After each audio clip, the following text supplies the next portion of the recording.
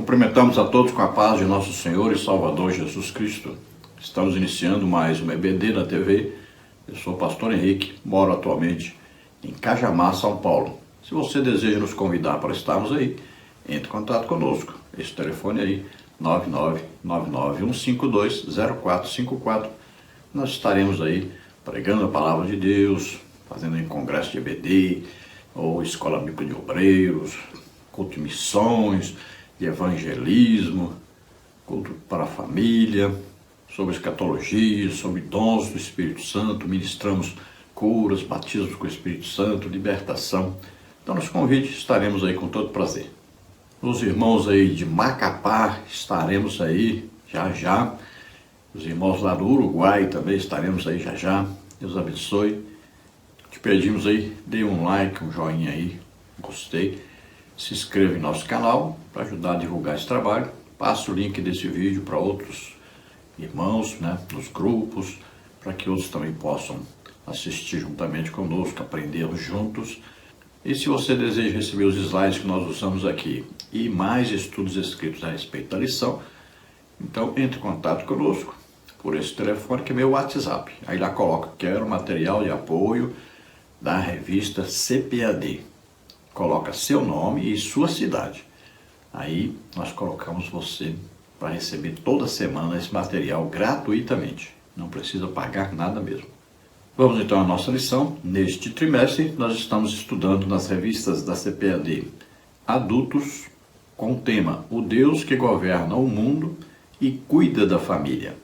Os ensinamentos divinos nos livros de Ruth e Esther para a nossa geração. Temos aí como comentarista deste trimestre da CPAD o pastor Silas Queiroz, que é pastor ali em Ji-Paraná, no estado de Rondônia.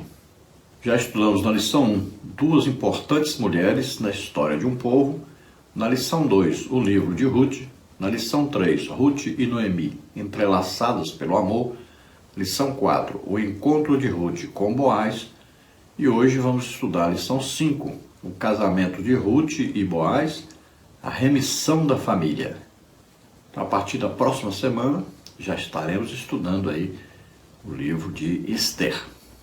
Na lição de hoje, o casamento de Ruth e Boaz, a remissão da família, nós vamos ver aí os seguintes tópicos e seguintes subtópicos. No tópico 1, o compromisso de Boaz com Ruth. Subtópico 1, no lugar da bênção. Subtópico 2, a iniciativa de Noemi. Subtópico 3, respeitando o processo. Tópico 2, o casamento entre Boaz e Ruth. Subtópico 1, concluindo o negócio. Subtópico 2, resgate e lei do levirato. Subtópico 3, o registro público. Tópico 3, a remissão da linhagem de Davi através de Ruth e Boaz. Subtópico 1, o nascimento de Obed. Subtópico 2, Boaz, um tipo de Cristo. Vamos procurar então passar por todos esses tópicos e subtópicos aí, estudando essa preciosa lição. Vamos ver aí o texto áureo da lição, que está em Ruth, capítulo 3, versículo 11, que diz: Agora, pois, minha filha, não temas, tudo quanto disseste te farei, pois toda a cidade do meu povo sabe que és mulher virtuosa.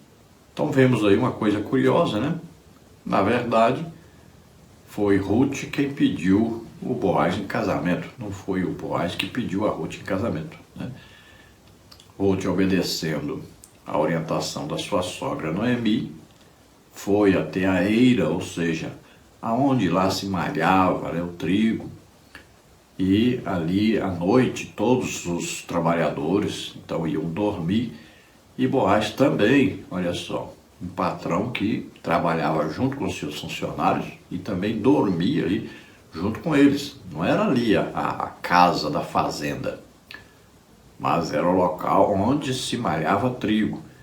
Então Boaz foi dormir e Ruth mansamente foi lá e deitou aos seus pés, que era para fazer exatamente o compromisso de casamento com Boaz, porque ele era remidor, ou seja, ele tinha a obrigação, o dever, isso está na lei, na palavra de Deus, não é costume dos povos, está na lei. Ele tinha o dever de remir Noemi. Como Noemi, o marido dela, morreu, tinha que alguém casar com Noemi e dar filhos. E o filho que nascesse continuaria a família de Noemi. Como Noemi já era velha e não podia ter filho, passava então ou para uma filha ou para uma nora, né?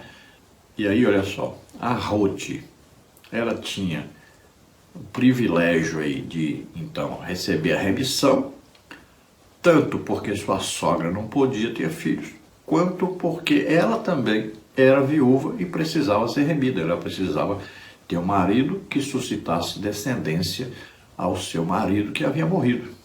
Então, Boaz tinha aí uma dupla obrigação, dever. Só que ele não era o principal remidor, o primeiro da fila, né? Vamos dizer assim. Havia um outro. Então só poderia ele assumir esse compromisso se o outro desistisse. Então ele assume o compromisso de fazer tudo para que ele pudesse fazer esse papel de remidor, porque ele estava já apaixonado por Ruth, né? Então ele vai tomar providência. Tanto é que ele sai dali, né? Quando amanhece o dia, ela sai de madrugadinha para ninguém ver que ela está ali, para ninguém pensar que eles estavam fazendo alguma coisa errada, para não escandalizar ninguém. Então ela sai dali, vai para sua casa, para a casa da sogra Noemi, e ele sai dali e vai tomar providências para procurar então um remidor que era o primeiro, que era o que tinha realmente o direito de remir, de comprar as terras de Noemi e casar-se com Ruth. E é isso que ele vai fazer, vamos ver aí durante essa lição. Então nós vemos aí que não só ele, Boaz, via em Ruth uma excelente esposa, uma mulher virtuosa, quanto também todos ali em Belém reconheciam que ela era uma mulher virtuosa, porque ela amava sua sogra, estava trabalhando muito para sustentar sua sogra, e a todos tratava muito bem, todos a tinham como uma pessoa excelente, então todos diziam que ela era uma mulher virtuosa. A verdade prática diz, uma mulher virtuosa tem um valor incalculável por seu caráter e sua disposição de servir a Deus e a família. Então veja, o que identificava Ruth como uma mulher virtuosa? As principais coisas, o que era? O seu amor pela sua sogra, ou seja, cuidando da família, e o seu amor por Deus, porque ela largou seus deuses e agora disse, o teu Deus, Noemi, é meu Deus. Então essas duas coisas são as principais. É claro que havia várias outras coisas, mas o principal mesmo era esse. Agora, se você quiser saber mais virtudes sobre uma mulher virtuosa, então nós podemos ver em Provérbios 31. Veja aí. A partir do versículo 10 diz, mulher virtuosa, quem a achará? O seu valor muito excede ao de rubis. O coração do seu marido está nela confiado, assim ele não necessitará de despojo. Ela só lhe faz bem e não mal, todos os dias da sua vida. Busca lã e linho e trabalha de boa vontade com suas mãos. Como navio mercante, ela traz de longe o seu pão. Levanta-se mesmo à noite para dar de comer aos de casa e distribuir a tarefa das servas. Examinam a propriedade e adquire-a, plantam a vinha com o fruto de suas mãos, cinge os seus lombos de força e fortalece os seus braços, vê que é boa a sua mercadoria e a sua lâmpada não se apaga de noite. Estende as suas mãos ao fuso e suas mãos pegam na roca. Abre a sua mão ao pobre e estende as suas mãos ao necessitado. Não teme a neve na sua casa, porque toda a sua família está vestida de escarlata. Faz para si cobertas de tapeçaria, seu vestido é de seda e de púrpura. Seu marido é conhecido nas portas e assenta-se entre os anciãos da terra. Faz panos de linho fino e vende-os e entrega cintos aos mercadores. A força e a honra são o seu vestido e se alegrará com o dia futuro. Abre a sua boca com sabedoria e a lei da beneficência está na sua língua. Está atenta ao andamento da casa e não come o pão da preguiça. Levantam-se seus filhos e acham-na bem-aventurada, seu marido também, e ele a louva.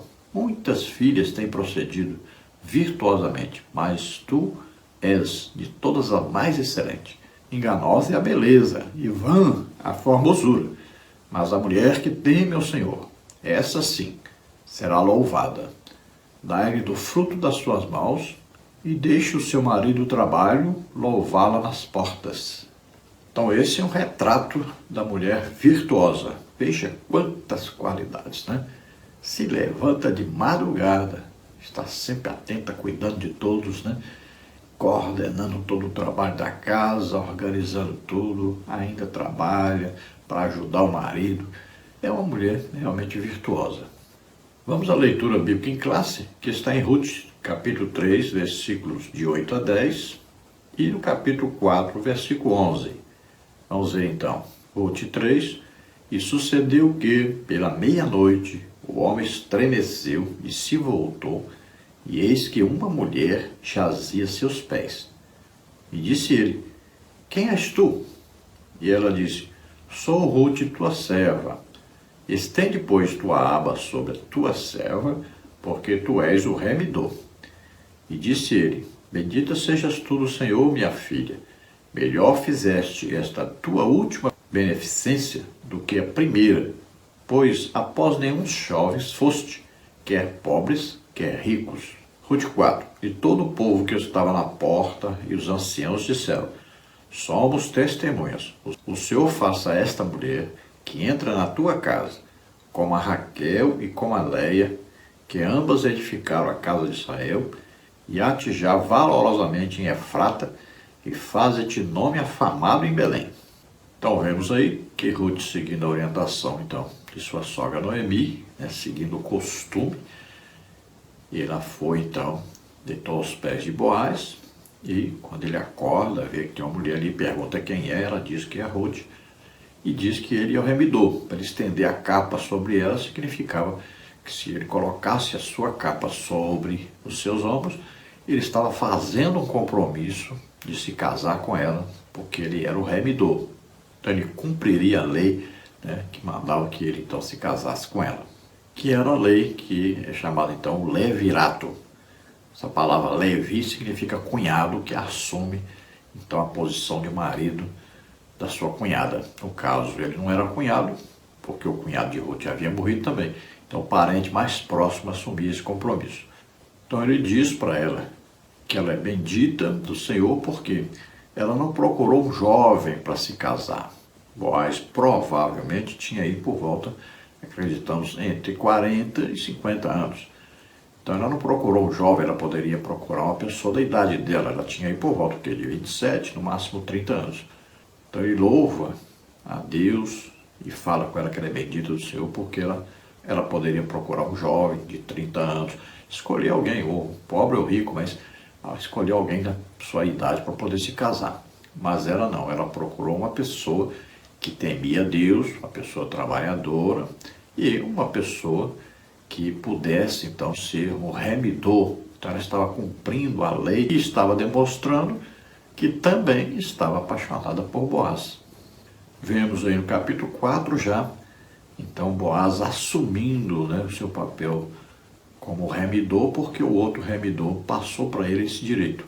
Então ali todos estavam como testemunha de que aquele remidor que tinha o direito havia descalçado as suas sandálias, e quando era feito isso, ele estava comprovando diante de todos que ele estava passando o direito de remissão para Boaz.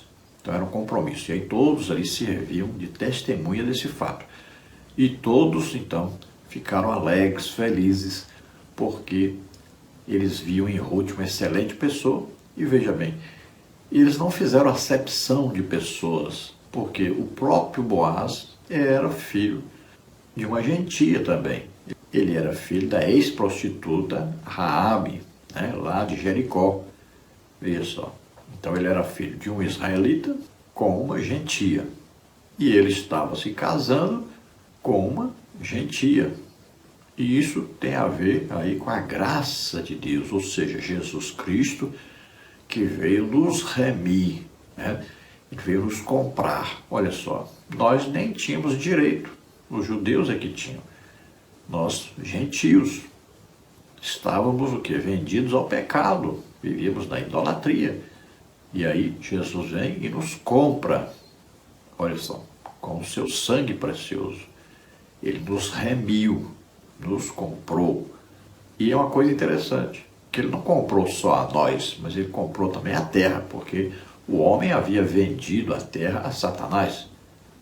Veja só, quando Satanás vai tentar Jesus, ele diz, olha, todos esses reinos eu te dou, porque foram dados a mim. Por quem? Pelo homem. Deus havia dado a terra para o homem, mas o homem entregou isso a Satanás. Quando Jesus vem, ele vem remir o ser humano, então ele compra não só o ser humano, mas também a terra de volta, agora pertence e novamente ao homem. O problema é que o homem entregou de novo a Satanás. E aí os homens ficam, por que tanta tragédia, por que tanta coisa acontece, terremotos e tal, maremotos, e tanta coisa, tanta tragédia, enchentes e não sei o quê. Porque o homem entregou a terra ao governo de Satanás. E o assunto principal, então, é a remissão que foi feita por Boaz, então, pegando e se casando então, com Ruth. Veja bem que aí tem o que? Uma simbologia, né? Aí tem uma representatividade, aí tem uma tipologia bíblica. O que é isso aí? Então, Boaz, aí é um tipo de Jesus Cristo. Ou seja, Jesus Cristo é o antítipo, Boaz é o tipo. Então, ele está aí representando espiritualmente o papel de Jesus Cristo. E a Ruth está representando o papel da igreja. Olha só, tipologicamente ela é um tipo de igreja, porque a igreja é formada pelos gentios, né, principalmente. É claro que todo judeu que ouviu o evangelho e crê também é salvo. Você não vai pensar que esses judeus que estão aí são salvos. Eles não são igreja, não são salvos. A Bíblia diz que o remanescente que será salvo. Ou seja, no final da grande tribulação, quando Jesus vier, que eles estiverem clamando, né, são poucos os judeus ali, porque o anticristo terá derrotado quase todos, matado quase todos. Mas eles então receberão o espírito de clamor, de súplica. Aí eles clamarão pelo Messias. E Jesus vai descer no Monte das Oliveiras e eles vão ver então Jesus. E Jesus vai mostrar para eles as mãos, o lado, os pés e dizer, olha o que vocês me fizeram. Está escrito na Bíblia, verão aquele a quem traspassaram. Então ali eles vão se converter. E Jesus vai começar o milênio e eles terão a preeminência ali. Serão o povo mais importante durante o milênio. Mas veja só, esses que estão vivendo aí hoje não são a igreja, eles não creem em Jesus Cristo. E para ser salvo, só através de Jesus Cristo. Mas eles não acreditam que Jesus é o Messias e brigam, discutem e até são capazes de provocar aí uma guerra sobre aqueles que quiserem forçá-los a aceitarem isso. Então você discuta com o judeu, porque ele vai dizer que nós não temos direito nem de falar o nome de Deus. Eles acham que Deus é só para eles, é particular deles. Mas eles vivem envolvidos em várias coisas erradas, principalmente a cabala. Então a salvação só através de Jesus. E eles não acreditam que Jesus é o Messias.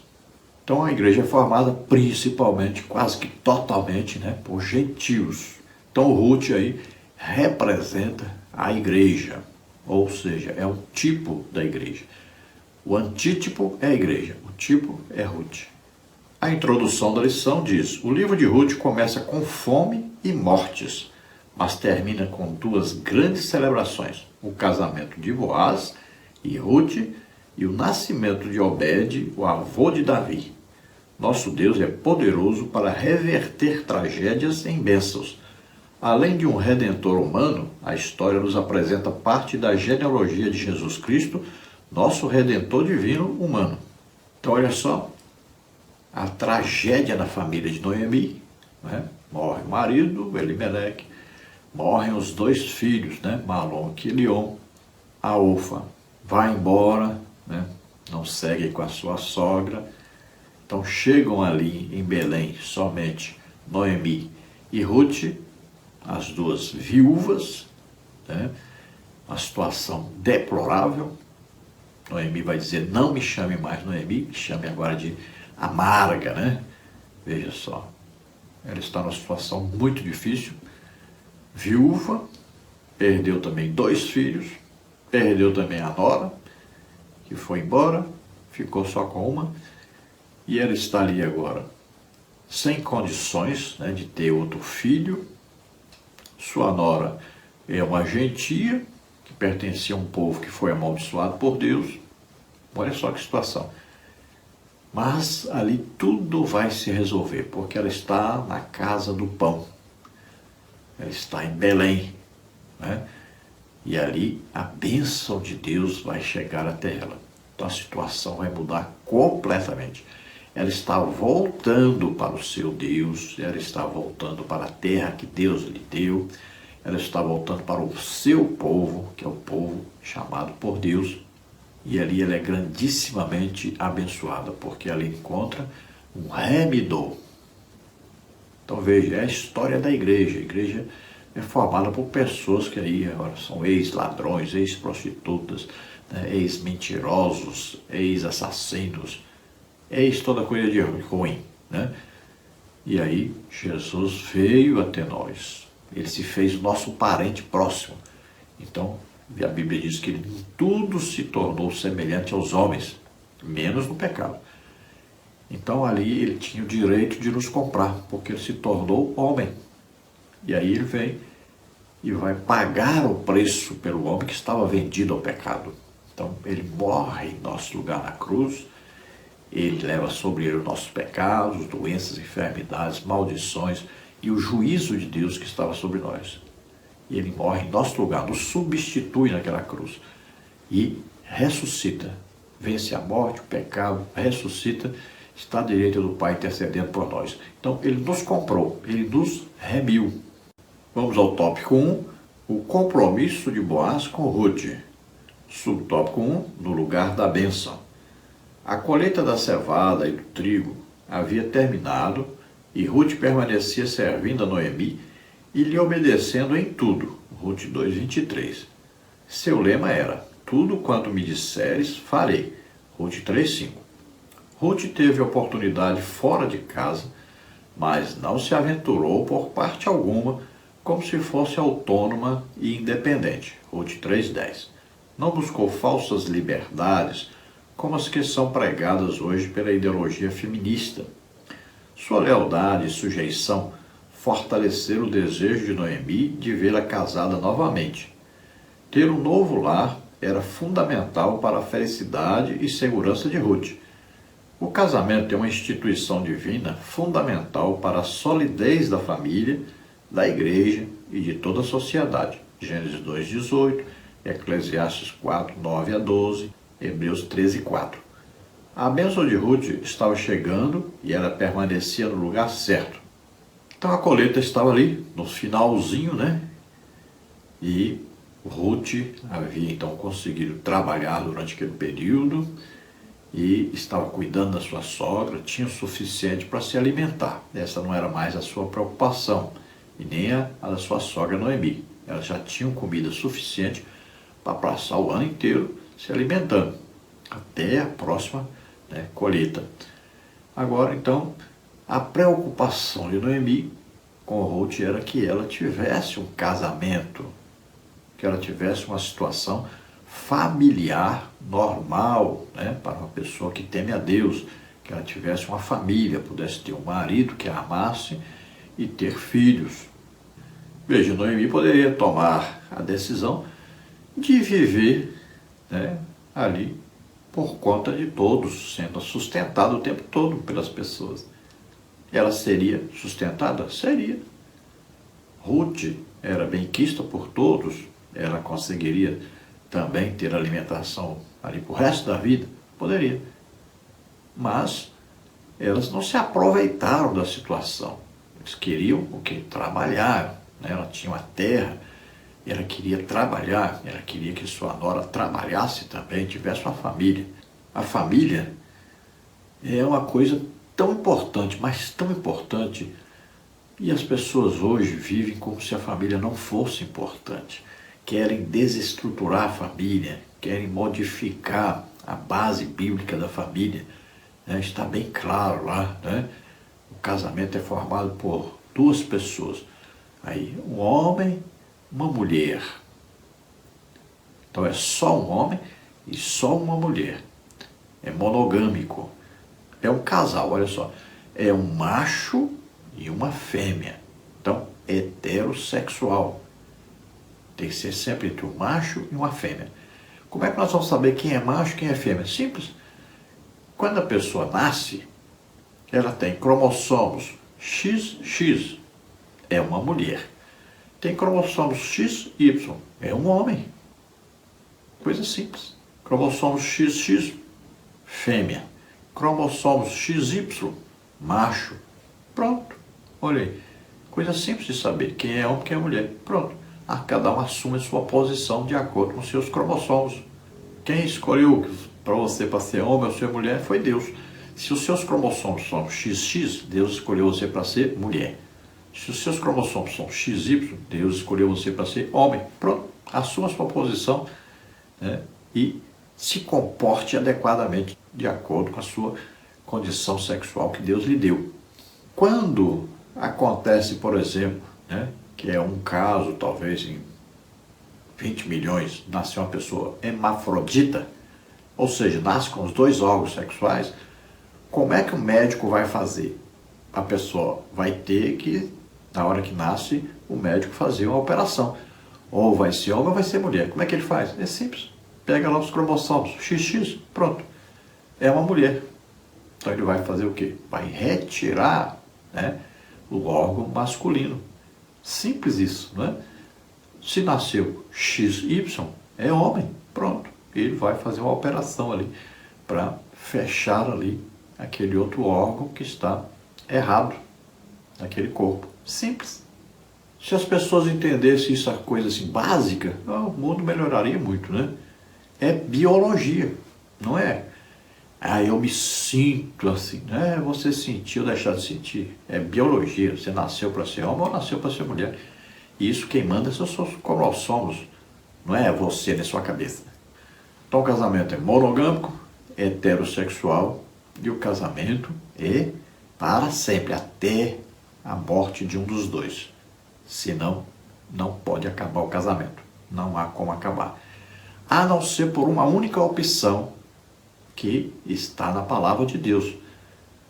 Se, ao se casar, o homem descobrisse que a mulher não era mais virgem, ou seja, achou nela coisa feia, né? É isso aí, ela não era mais virgem, então ele poderia lhe dar uma carta de divórcio. Mas Jesus disse que ele deveria o quê? Amar aquela mulher, já que ele amava e queria casar, ele perdoava por ela ter escondido isso dele e ficava casado, pronto. Mas por causa da dureza do coração do homem, que não queria se casar porque a mulher não era mais virgem, então ele poderia lhe dar uma carta de divórcio, porque se ele não fizesse isso, ela poderia ser apedrejada até a morte, e lá na frente da casa do pai dela. Assim dizia a palavra de Deus. Só existe essa possibilidade de haver uma carta de divórcio, de desmanchar um casamento. Fora disso, só a morte. Então, o casamento é uma instituição sólida, instituída por Deus. É desejo de Deus que todo ser humano aí possa se casar e constituir uma família. Lembrando que os filhos são bênçãos de Deus. Então, se você quer se casar, você quer ter filhos. Se você não quer ter filhos, não se case e também não faça sexo com outra pessoa. Então, a família que vai trazer uma segurança à pessoa. Então, a pessoa sem ser casada nunca sente uma segurança, né? Não tem um local onde possa voltar e achar ali uma família que ama, né? Que pode confiar, que pode contar os segredos, né? Seus desejos, seus sonhos. Não tem alguém para compartilhar. É muito triste isso. Então, Deus fez o ser humano para viver em família. A família, então, é a célula máter da sociedade. Se a família funciona direito, a sociedade funciona direito. Por que a sociedade hoje está nessa bagunça? Porque as famílias estão desestruturadas. Principalmente porque não existe mais o princípio da autoridade dentro dos lares. É a falta de Deus, na verdade. Subtópico 2, a iniciativa de Noemi. Os cereais colhidos eram levados para a eira, um terreno plano, preparado para a debulha das espigas. Noemi soube que aquela noite Boaz faria aquele trabalho. Era uma grande oportunidade para Ruth se aproximar dele e demonstrar seu interesse em ser remida. Sem que fosse notada, Ruth deveria esperar que Boaz se deitasse, lhe descobrir os pés e deitasse discretamente. Boaz saberia o que fazer quando notasse sua presença. Ruth 3, 4 a 7. O que demonstra tratar-se de um costume conhecido na época. Estender a capa era sinal de compromisso de casamento. Ruth 3, 9. Em Ezequiel 16, 8, essa prática é mencionada como metáfora, representando o compromisso de Deus com Israel. A Bíblia, gente, é uma coisa maravilhosa, né? Se você lê Ezequiel 16, 8, Deus então trata Israel como uma moça virgem que ele achou, né? Estava na sua menstruação, ele então a lava, lhe dá vestes, né? Se casa com ela. Olha aí, é uma coisa impressionante, é maravilhosa. Se você lê isso aí, é impressionante isso aí. Então Deus mostra todo o cuidado de um noivo para com sua noiva, de um marido para com a sua esposa, seu relacionamento íntimo com essa esposa. E lá fala exatamente sobre isso, né? Deus diz que viu Israel como aquela moça, estendeu a capa, né, a beirada da capa sobre ela, fazendo um compromisso de casamento. Então Boaz sabia disso. E ele faria exatamente isso. Agora, o problema era que ele não era o remidor principal. Ele precisava pegar o direito de, então, ser o remidor. Aí ele tinha que, aquele que tinha o direito, falar com ele. Então veja que é importante você entender isso aí, por exemplo, para você entender lá sobre Gideão, né? Gideão estava malhando o trigo, mas não estava na eira. A eira é um lugar plano, né? Aberto, para poder então você ali malhar o trigo, a palha subia, né? O vento vinha, levava a palha. E não tinha máquinas para fazer isso naquela época. Então assim que se fazia. Mas o Gideão estava malhando o trigo onde? Lá no lagar. Já o lagar era um local assim mais escondido, era um lugar mais assim, um buraco. Geralmente se aproveitava um buraco na pedra para fazer, né? Ali então é que se pisava as uvas, escorria aquele caldo, né? Aquele líquido, aquele suco de uva ali puro, e lá era recolhido e se fazia então o vinho. E podia-se tomar a decisão, quer fazer um vinho alcoólico ou não. Quando se misturava a água, então ali aquele suco ia fazer o quê? Se transformar numa bebida alcoólica, ia fermentar. Foi o que Noé, por exemplo, fez, né? Então aí Boaz estava na eira, estavam ali malhando o trigo, já tinha feito a colheita, estavam malhando o trigo, para poder então tirar a palha, né? Ali havia colheita primeiro de cevada, depois de trigo. Então agora estavam ali. Noemi sabendo de tudo, como é que era ali o costume, né? Que tinha que ser feito, onde Ruth deveria ir, tudo orientou direitinho. Ela disse, tudo que a senhora mandar, eu vou fazer. Então Ruth foi, descobriu os pés, então, de Boaz, se deitou ali e esperou que ele acordasse. E quando ele acordou, ele viu que tinha uma mulher ali, perguntou, ela disse, sou Ruth. Então ali, ela disse que ele era o remidor e disse para ele, estende então sua capa sobre mim. Então ele deveria pegar, colocar a capa sobre ela, pronto, ela estava comprometida e ia se casar com ele. Era um costume assim. Mas ele disse, existe um outro remidor. E eu vou hoje mesmo resolver esse problema. Ele já queria casar com ela, estava apaixonado, e agora ela vai até ele, fazendo um pedido claro de casamento, imagine. Ele vai fazer de tudo, ele já levanta a 1000 por hora, vai atrás da pessoa que é o remidor, é a primeira coisa que ele faz no outro dia cedo. É como Jesus, quando encontra alguém que abre o coração para ele, ouve o evangelho e crê. Na mesma hora está salvo, né? Deus vai fazer tudo o que for necessário para que a pessoa ouça o evangelho e seja salva. Qualquer pessoa, pode ser um índio lá no meio do mato, falar: eu quero conhecer esse que fez aqui o sol, a lua, as estrelas, essas árvores, esses animais, essas coisas tão lindas. Quero conhecer quem fez. Pronto, Deus manda um pregador lá imediatamente. Deus vai fazer de tudo. E o mais rápido possível, Deus vai mandar um pregador para pregar para ele e ele ser salvo. Em qualquer lugar do mundo.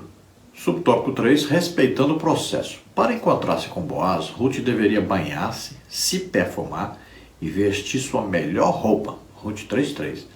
Assim como não exclui a ternura, a santidade não despreza a beleza, desde que com simplicidade, em pureza e moderação. Gênesis 24:16, Isaías 39:2, 1 Timóteo 2:9 e 10. Por volta da meia-noite, Boaz acorda assustado com a mulher deitada a seus pés e pergunta: quem és tu? Ruth 3:9. Orientada por Noemi, Ruth se identifica, lembra-lhe a condição de remidor e pede que estenda sobre ela sua capa. Como Noemi dissera, Boaz realmente entendeu. Ele era de fato um parente remidor, mas havia outro mais chegado que tinha prioridade na remissão. Era preciso aguardar, respeitando o processo. Se te não quiser redimir, vive o Senhor que eu te redimirei. O caráter santo de Boaz e Ruth novamente se manifestam. Sem qualquer contato íntimo, ela passou o restante da noite deitada aos pés dele e saiu bem cedo para não ser percebida. Ruth 3:9-14. Mesmo estando perto, uma bênção pode ser perdida se não soubermos esperar o tempo certo e respeitar o devido processo. Salmos 27:14, Provérbios 20:21. O Boaz já sabia que existia outro remidor, que era o principal remidor. Olha só, ele já tinha investigado. Quando ele olhou Ruth e se apaixonou, ele já se interessou, ele sabia que tinha a obrigação de remir. Mas ele foi procurar quem é o remidor mais próximo, quem tem o direito. Olha só, ele já sabia. Quando ela falou, ele disse: tem um remidor que é mais próximo, que tem o direito. Olha só, ele já tinha investigado, já estava mesmo apaixonado, querendo se casar com Ruth.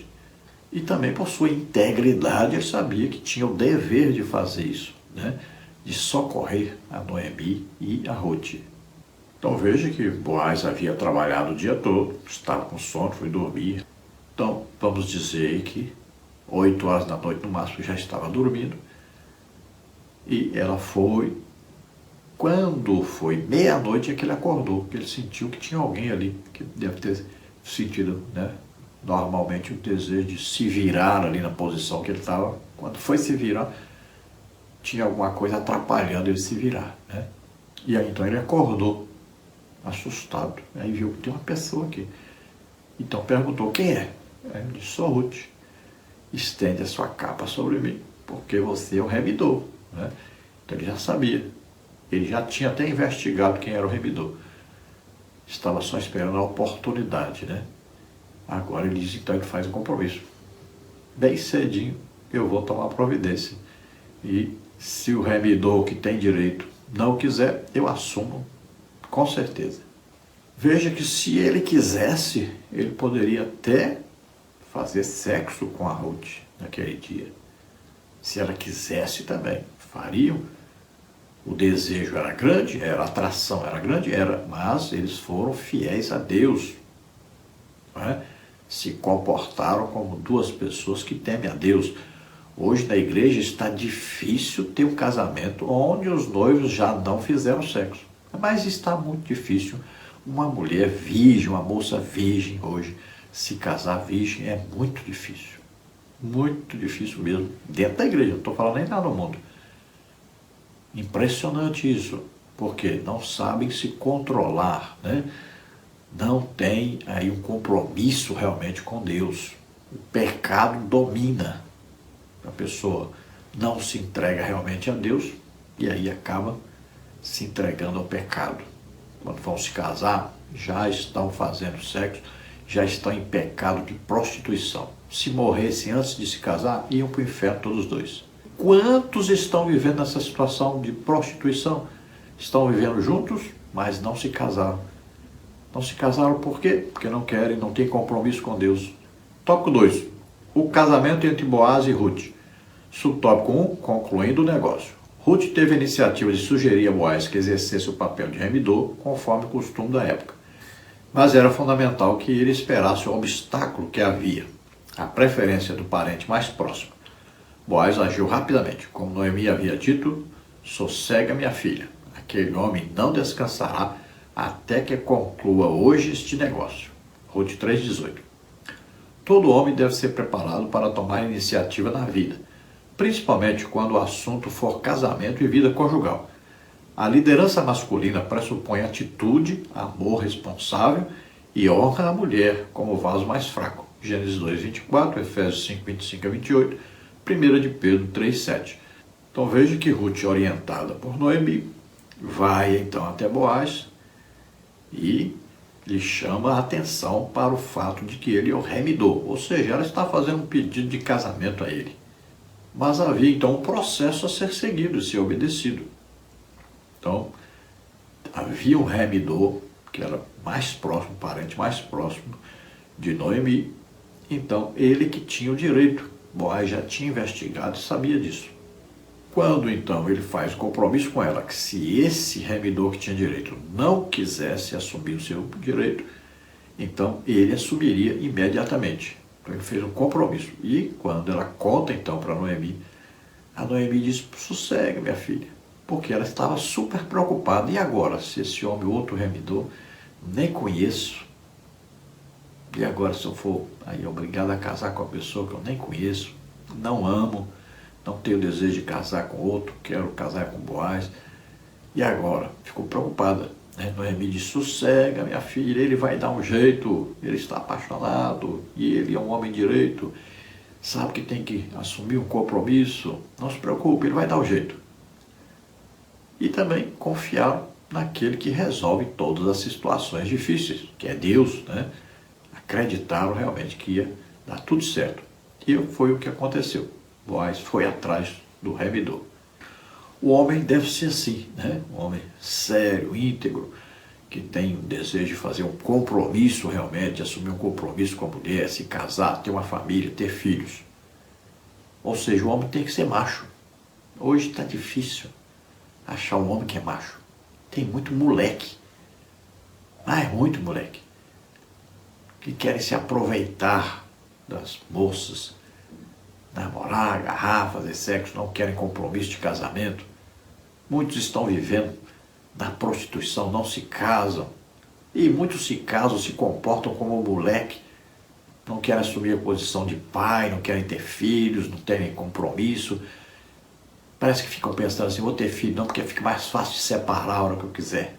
Está muito difícil achar homem que é macho hoje em dia. Tudo cheio de mimimi, de coisinha.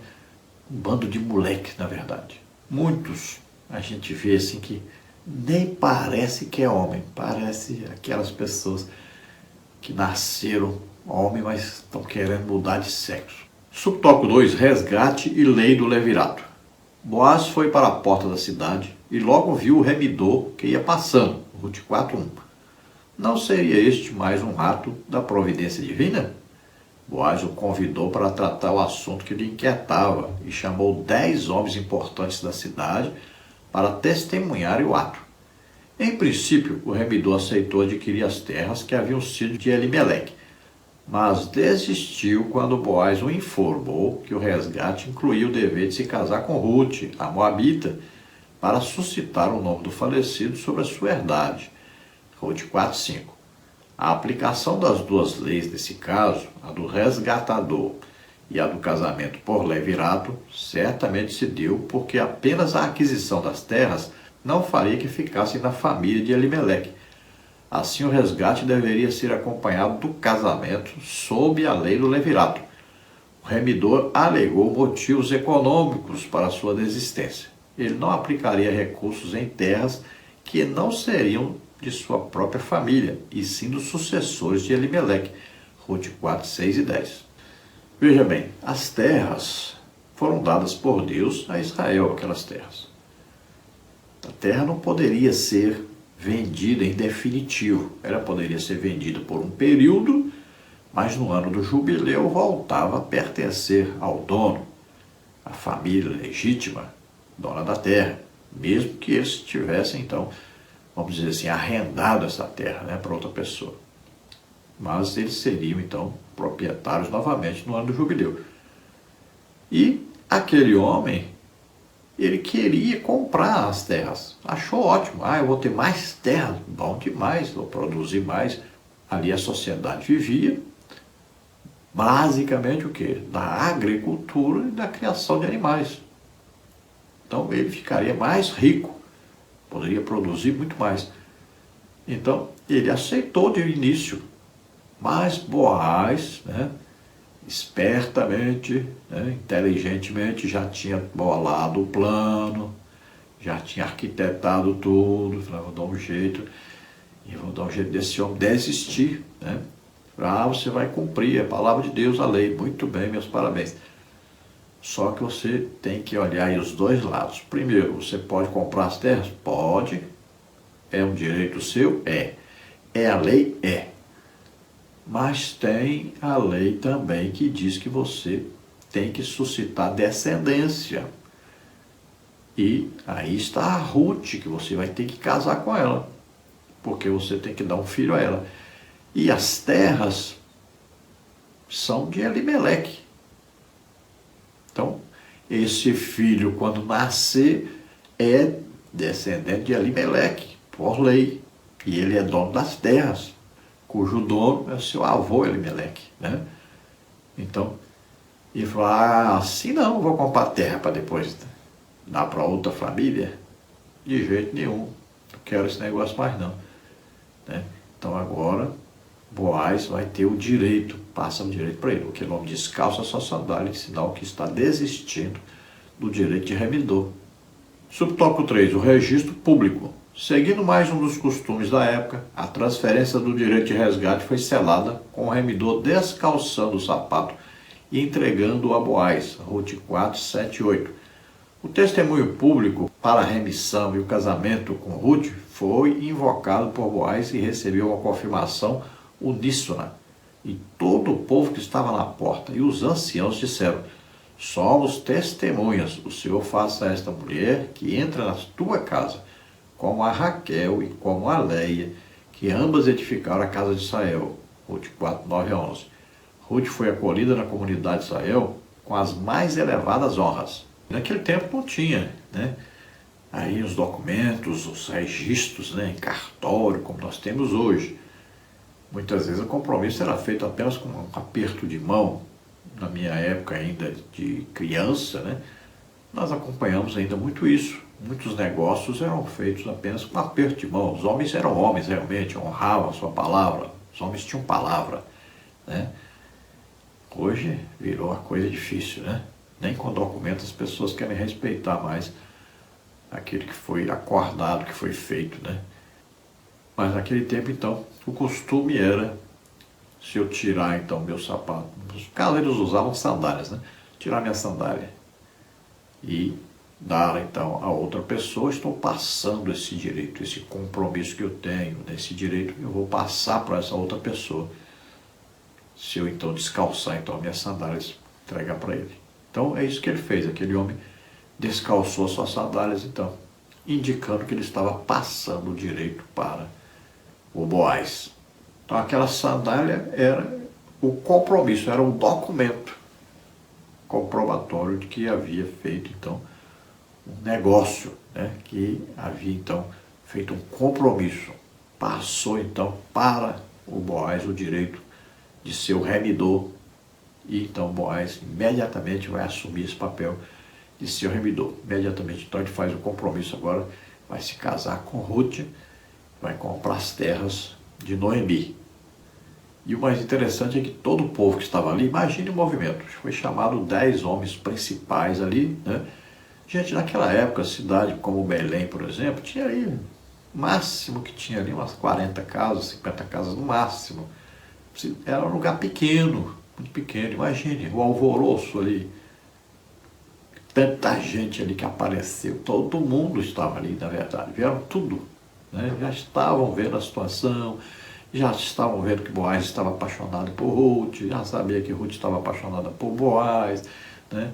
Conversavam ali entre si, a fofoca corria solta, né? Todos falavam daquele assunto. Quando Boaz vai ali então, diante daquelas testemunhas, o povo foi juntando, juntando, juntando.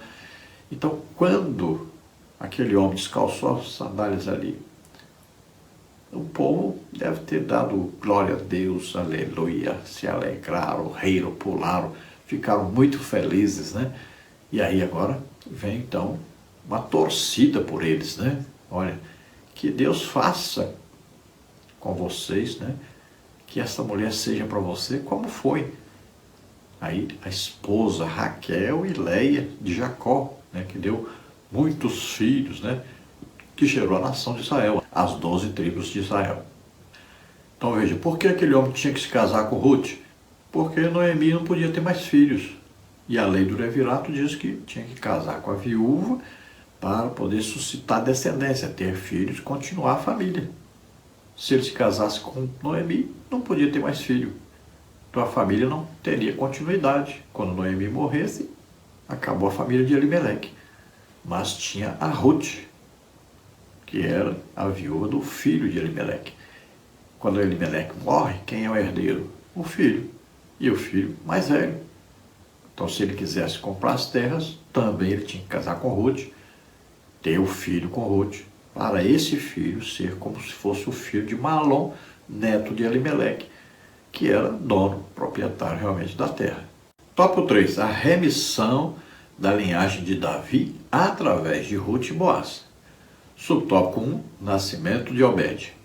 Consumado o casamento, Boaz foi tomar a Ruth por mulher, e o Senhor lhe deu conceição, e ela teve um filho, Ruth 4:13. Foi grande a celebração das mulheres de Belém, pois entendiam como Deus estava agindo em favor de Noemi, Ruth 4:14.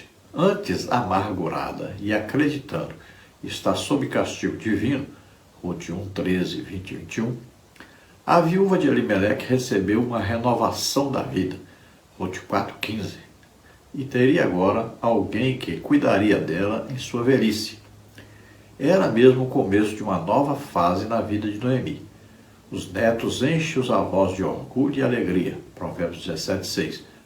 Neles, os idosos projetam o prolongamento da vida, recebem novo ânimo e encorajamento. É uma recompensa por terem tido filhos e se dedicado a eles, Salmos 128:6. Então Boaz agora, ali, já vai se casar com Ruth. Desse casamento, então, nasce Obed. De Obed vai nascer Jessé, e de Jessé vai nascer Davi, que se torna o rei Davi.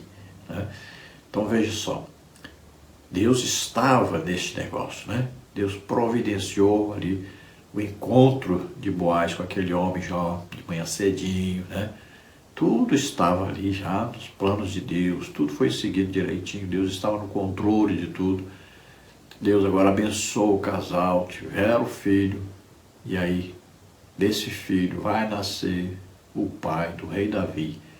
Dessa família aí, é que vai então vir a nascer José, descendente do rei Davi, que tinha por lei direito a ser o rei de Israel, porque era descendente do rei Davi. Todo descendente do rei Davi tinha aí como direito, se fosse preciso então ser rei, seria dessa tribo aí, descendência do rei Davi. Quando Jesus nasce, concebido pelo Espírito Santo, ele é reconhecido por José oficialmente, legalmente como filho, então pertence à tribo de Judá, que é descendência do rei Davi, e ele então pode reinar, pode ser rei sobre Israel, porque durante o milênio vai ser exigido, para ser rei, tem que ser descendente do rei Davi. E Jesus então pode dizer, eu sou descendente do rei Davi. Legalmente, José me adotou como filho, legalmente. E aí, se você estudar direitinho a Bíblia, você vai descobrir mais segredos, né? Jesus, nós sabemos, para nós, a igreja, ele é sacerdote segundo a ordem de Melquisedeque. Mas os judeus, para aceitar Jesus como sacerdote, ele vai ter que provar que é da descendência de Arão. Legalmente, para ser sacerdote de Israel, tem que ser descendente de Arão, sumo sacerdote, né? Então Jesus, durante o milênio, será sumo sacerdote e também será rei. Rei, então ele pode provar que é descendente do rei Davi legalmente. E sacerdote, ele vai provar que é descendente de Arão, muito simples. Maria era prima de quem? De Isabel. Isabel era o quê? Da tribo de Levi, descendente direta de quem? De Arão. Olha aí, Jesus vai dizer, eu sou filho aqui, descendente da tribo de Levi, de Arão. Então ele é legalmente rei e legalmente sumo sacerdote. As coisas de Deus são maravilhosas. Você já leu isso 500 vezes, passou por cima e não viu, não percebeu, né? É uma coisa importante saber.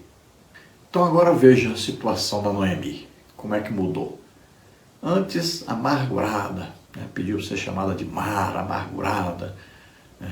Perdeu o marido, perdeu 2 filhos, a nora foi embora, ficou só com a nora, situação difícil, não tinha onde morar, não tinha condição de produzir nada, vivendo aí de favores das pessoas e tudo, humilhada ali, ela se sentiu humilhada, abandonada por Deus e se sentindo como se o juízo de Deus estivesse sobre ela, por ter ido embora de Belém, né? Então agora ela vê realmente que Deus é o Deus de misericórdia, de amor, de perdão. Deus está dando a ela uma oportunidade nova na vida, de começar uma vida nova, feliz, alegre. Agora ela tem um neto para cuidar.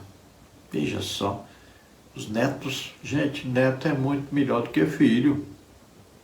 Eu tenho 3 e já está o 4, né? Em andamento, está com 2 meses de grávida, minha filha mais velha, então já vem o próximo aí, né? A outra filha se casou também, já vem, já chega mais um aí, já estou com 5 netos, né? Graças a Deus. Gente, neto é bom demais, você não tem a obrigação de ficar corrigindo, né? Não tem a obrigação de ficar cuidando à noite, né? É só brincar, dever do avô é fazer neto brincar, sorrir, ficar feliz, né? E o avô fica mais feliz ainda. Então, o avô é assim mesmo. A Noemi, imagine a alegria de Noemi agora de ter um neto para cuidar, que felicidade, que alegria. Tem agora uma família, tem uma casa para morar. E olha que o genro, é homem mesmo, tem compromisso, né? Homem rico. Imagine, que felicidade, que alegria. É bênção de Deus, gente, filhos, para depois, mais tarde, você ter os netos. E quem sabe, os bisnetos. Se Deus permitir, ainda vão ver meus bisnetos, né? Quem sabe até tataranetos aí, né? Mas, se Deus não permitir, tudo bem também, que esse mundo está ficando difícil de viver por aqui, né? E também, nós estamos todo dia esperando o quê? Coisa muito melhor. Arrebatamento da igreja, nós vamos embora para o céu viver eternamente com Deus. Uma coisa mais importante que isso. Então, na nossa mente, temos que ter essa perspectiva que Jesus está voltando hoje. Não é amanhã nem depois. Não precisa acontecer mais nada para Jesus voltar. Não existe isso na Bíblia. Esperar não sei o que acontecer. Não. Hoje, Jesus volta é hoje. Nós temos que estar na expectativa de Jesus voltar hoje. Tópico 2. Boaz, um tipo de Cristo.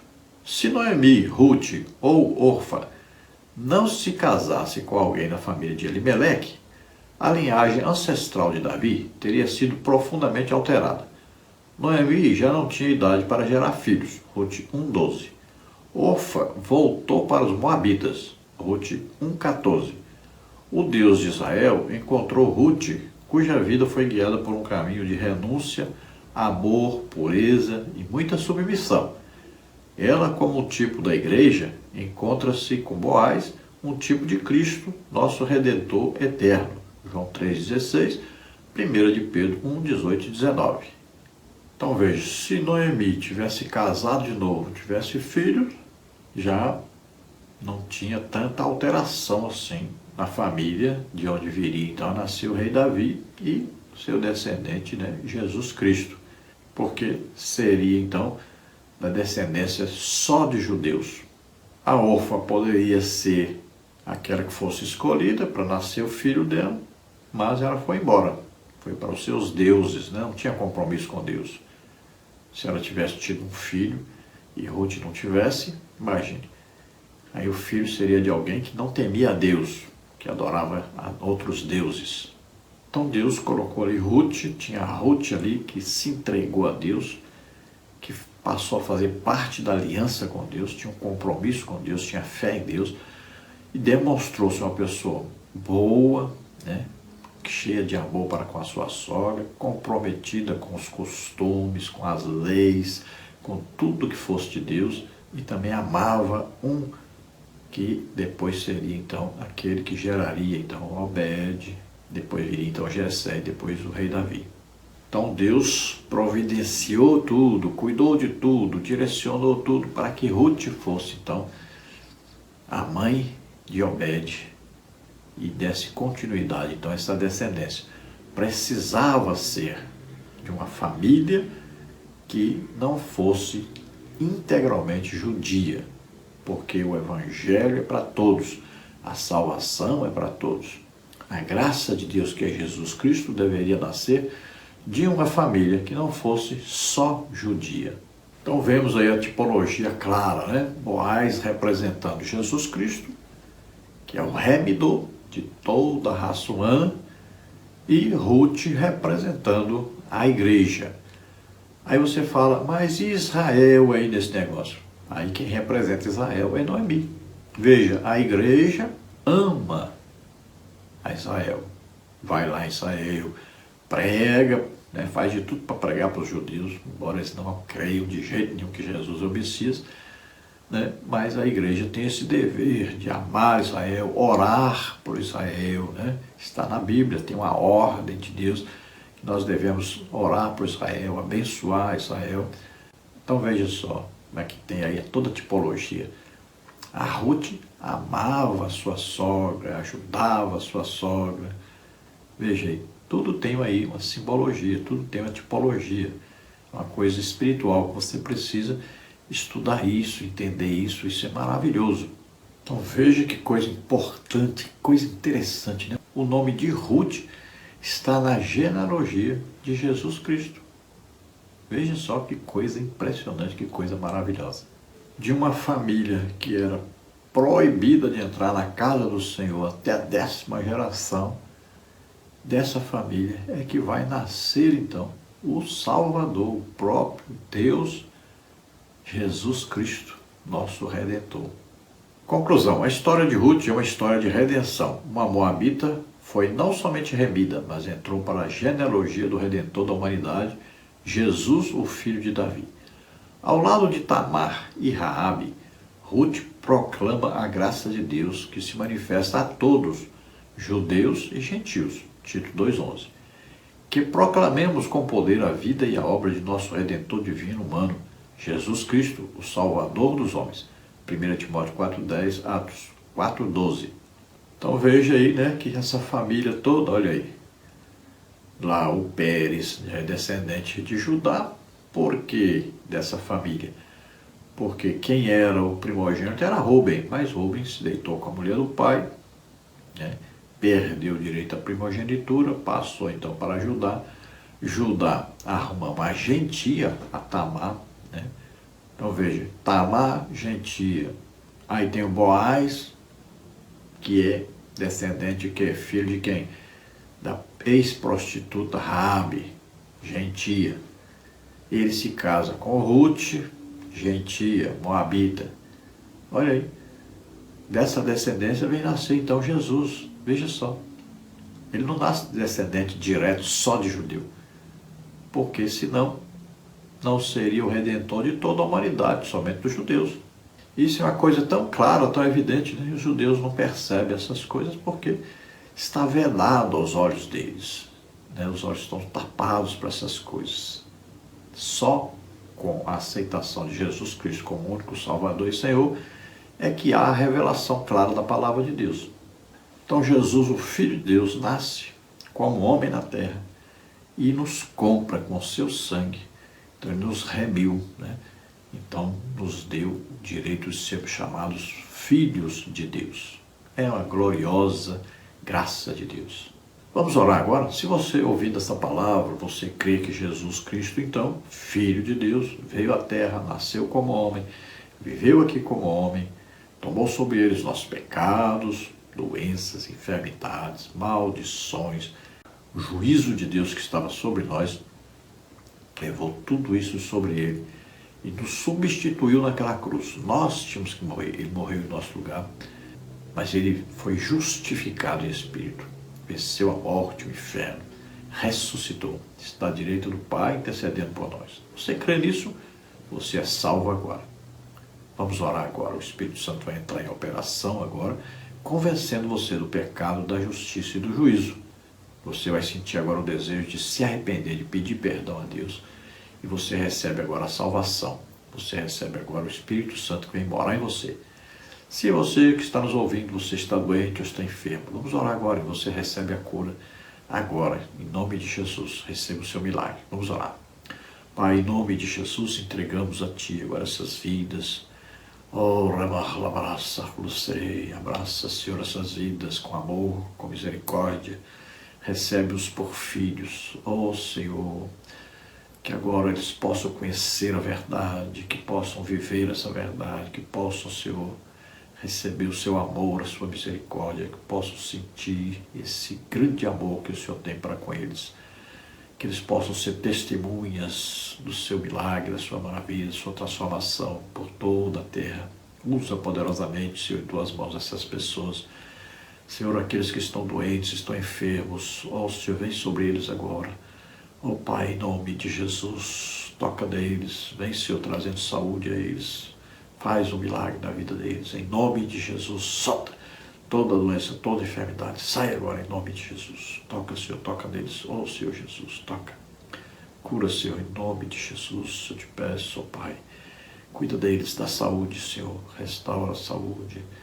E também, Senhor, retira de nosso país, Senhor, essas doenças terríveis, essas pandemias, essas coisas que têm atacado, doenças antigas que têm voltado. Retira de nosso país, Senhor, esses males. Em nome de Jesus te pedimos. Glória a Deus. Amém? Não se esqueça, dê aí um like, um joinha, um gostei, né? Legal aí. Se inscreva em nosso canal, divulgue esse trabalho para outras pessoas. E se você deseja receber os slides que nós colocamos aqui, mais estudos escritos a respeito da lição, então entre em contato conosco. Eu envio para você gratuitamente esse material toda semana. Se você deseja nos ajudar, eu não sou pastor de igreja, estou há mais de 8 anos desempregado e não sou aposentado. Então, se você deseja nos ajudar, mande aí R$10. Não vai te fazer tanta falta assim, R$10. Então, nos ajude. Se cada irmão ajudasse, imagine que maravilha. Mas, praticamente, é assim, 10 irmãos que nos ajudam só. Praticamente só 10. Então, nos ajude. Vai aí, mande R$10 para nos ajudar. Deus abençoe você, sua família. Muito obrigado, a paz do Senhor. Esperamos ter ajudado os irmãos.